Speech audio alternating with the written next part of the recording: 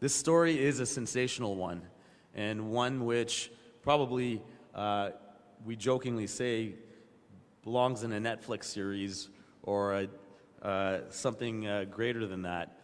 And so you will see today the opportunity for us to share with you digital media, elements of the investigation, key components that we don't normally do in media and press releases, because we do believe it's in the interest of the public, given the nature and interest regarding this.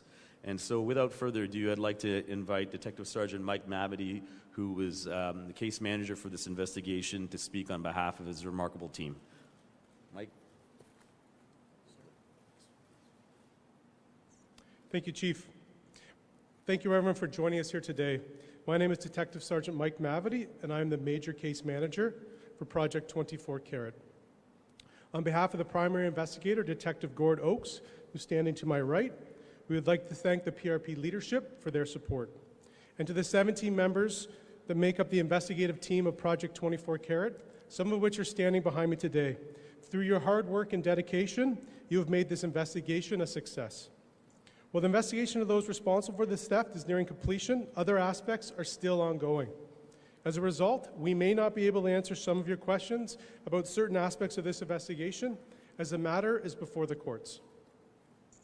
Our investigation involves a stolen quantity of gold and foreign currency that were ordered from a refinery in Zurich, Switzerland. The gold and currency were transported in the hull of an Air Canada flight in an approved airline container destined for Toronto. This flight arrived at Toronto's Pearson International Airport on April 17th, 2023 at 3:56 p.m. Shortly after, the gold and currency were offloaded from the aircraft and brought into Air Canada cargo facility. At 6:32 p.m., the suspect arrived at Air Canada Cargo driving a 5-ton truck. The suspect reversed his vehicle to the loading dock and exited the truck.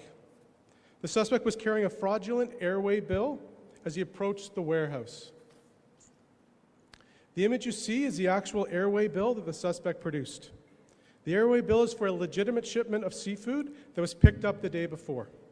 This duplicate airway bill was printed off from a printer within Air Canada Cargo. Once inside the warehouse, the suspect provided it to Air Canada Cargo warehouse attendant. A short time later, a forklift arrived with a container of gold and foreign currency and loaded it into the rear of the suspect's truck. The suspect then drives away. At approximately 9:30 p.m. that same evening, Brinks Canada employees attended Air Canada Cargo to pick up the shipment of gold and currency. Air Canada employees tried to locate the container, realized it was missing, and began an internal investigation. At 2:43 a.m. on April 18th, 2023, Peel Regional Police were contacted and advised the load of stolen gold and currency, the load of gold and currency had been stolen.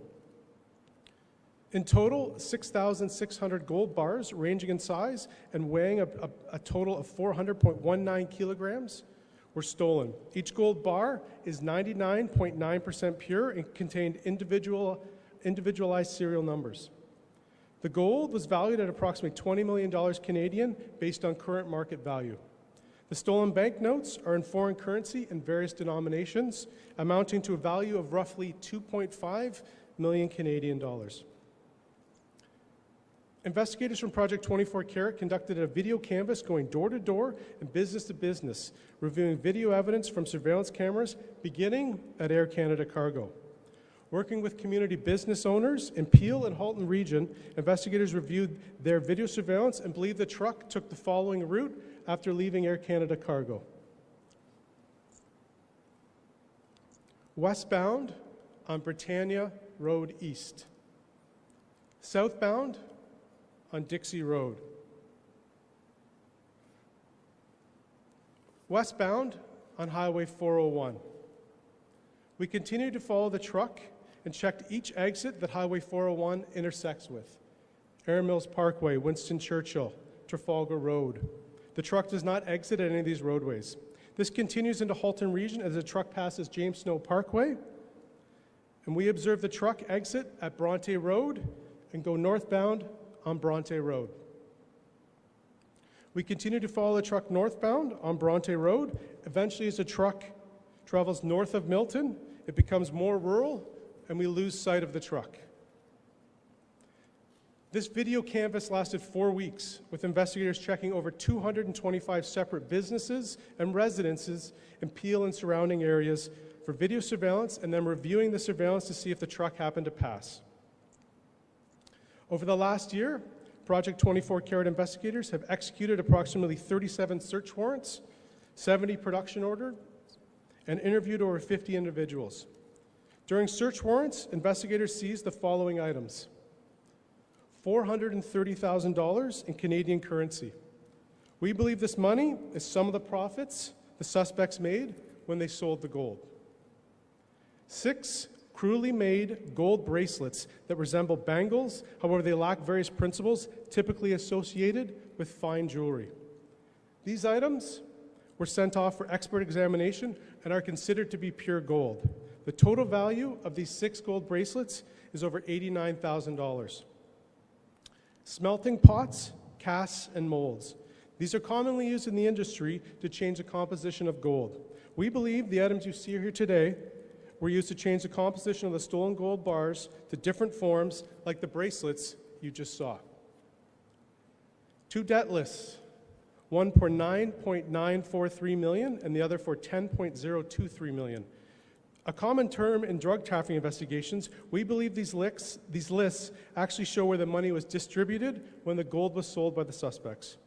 These lists were found at 2 separate locations, and you'll notice we blurred out the names. However, they are consistent on each list. We are working hard to identify each of these individuals. Some other items on the list, they have allocated money for trips, supplies, and personal items. The suspect used a 5-ton truck to steal the gold and currency from Air Canada Cargo. As the chief mentioned, that truck is behind me today. Investigators have identified and charged or issued warrants for 9 individuals with over 19 charges. Parmpal Sidhu, a 54-year-old man from Brampton and an Air Canada employee. Amit Jalota, a 40-year-old man from Oakville. Ahmad Chaudhry, a 43-year-old man from Georgetown. Ali Raza, a 37-year-old man from Toronto who also happens to be a jewelry store owner. Prasath Parmalingam, a 35-year-old man from Brampton. These individuals have been released on conditions and will appear at the Ontario Court of Justice in Brampton at a later date. Canada-wide warrants have been issued for the following individuals: Simranpreet Panazar, a 31-year-old man from Brampton and a former Air Canada employee who was employed at the time of the theft. Archit Grover, a 36-year-old man from Brampton. Arsalan Chaudhry, a 42-year-old man from Mississauga. Investigators urge these individuals to seek legal counsel and turn themselves into police. And finally, the driver. A warrant in the first has been issued for Durante King McLean for theft over $5,000 and possession of property obtained by crime. I spoke about the fraudulent airway bill when we were alleging the driver produced. Through forensic examination and through other police techniques, we identified King McLean as the driver early on in the investigation. For the months that followed in the summer, we tried to locate King McLean or his associates. That brought us to September. In September 2023, Durante King McLean was stopped in a rental vehicle by Pennsylvania State Police near Chalmersburg, Pennsylvania. After a brief foot chase, he was detained, and troopers located 65 illegal firearms within the vehicle. Since his arrest, Project 24 Carat investigators have been liaising with our friends with the ATF. We are alleging that some individuals who participated in this gold theft are also involved in aspects of this firearms trafficking.